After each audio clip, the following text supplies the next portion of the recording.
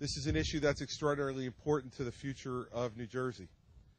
And we're here united in our continued opposition to what they want to do here on the Delaware River. This plan makes absolutely no sense. It makes no sense economically, and it is dangerous environmentally. This is not a partisan issue. This is an issue about the future of our environment, and this is an issue about New Jersey standing up for itself. There is no reason why, for a project that will have I believe, no positive effect on the economy for the state of New Jersey, that New Jersey should wind up being the repository for the dredge spoils that are going to be created here by this project by the Army Corps of Engineers. And it's something that, as a state government, we are going to continue to fight against. This is the first time that the Corps of Engineers has had to stand up and say, we had a catastrophic failure of one of our projects. The game's played by Congress. They tell the Corps what to do, and they give the Corps money to do it. The Corps beneficiaries then give money back to Congress so they can get reelected, and the machine just rolls. In essence, everybody remains on payroll. You've seen it happen.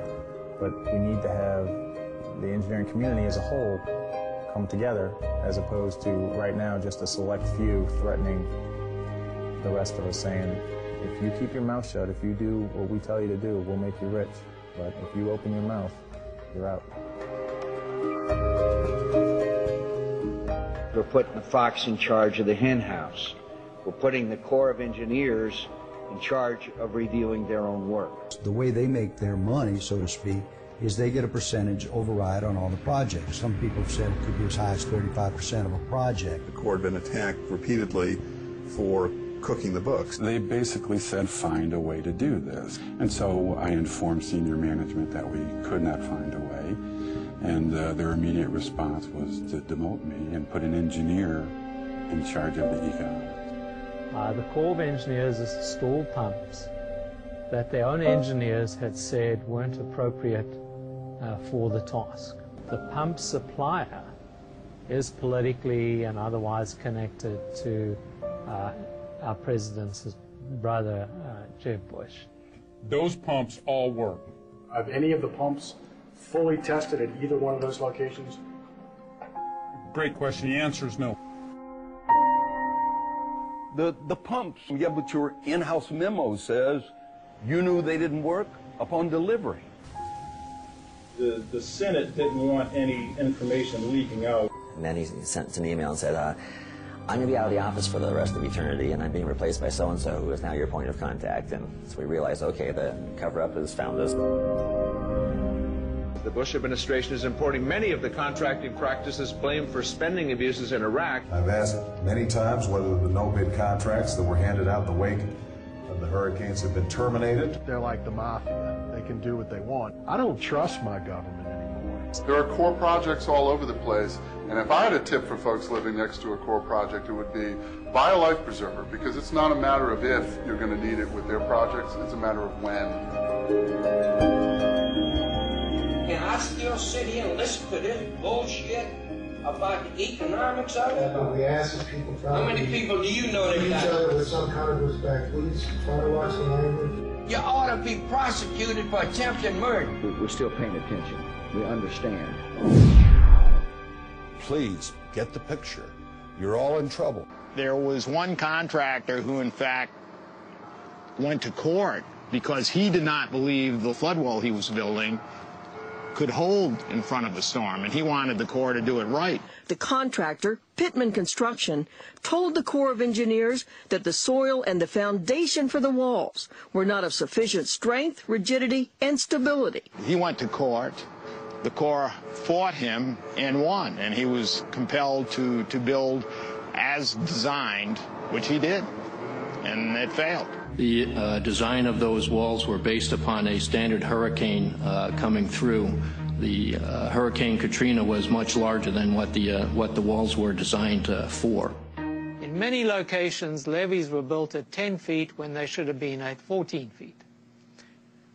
They had new model data available to them from 1979 onwards that they ignored.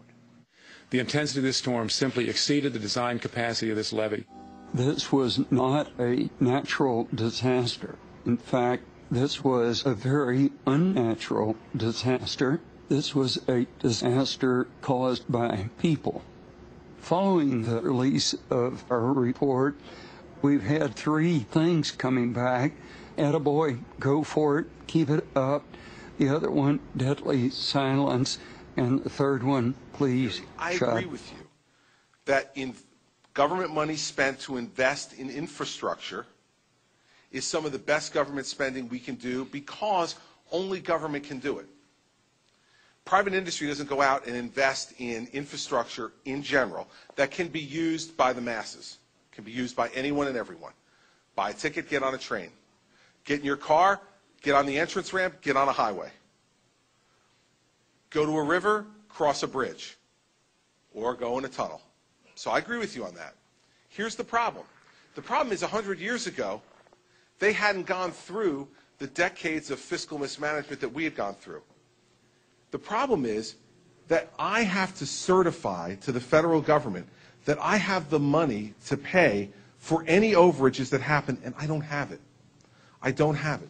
You might think that going $5 billion more into debt and having to pay the debt service for that, when I have not identified any fund or any stream of money to be able to do it, might be okay. But then what you'd have to sit down and do is say, okay, well, what are we cutting then to pay for that? What are we cutting to pay for the debt service on that? Which programs are we eliminating to be able to do that? Because since we are the highest taxed people in America, I'm not raising taxes on the highest taxed people in America. This is my family, my town, my house. All protected by an A.C.O.E. federal levy. Hi, this is my town, New Orleans, Louisiana, where we were also protected by an Army Corps federal levy. With levees in every state of this nation and over 120 possibly vulnerable to this kind of disastrous failure, we all have a lot at stake. This land is our land. Please go to www.levees.org and join us. Don't we all deserve levees that work?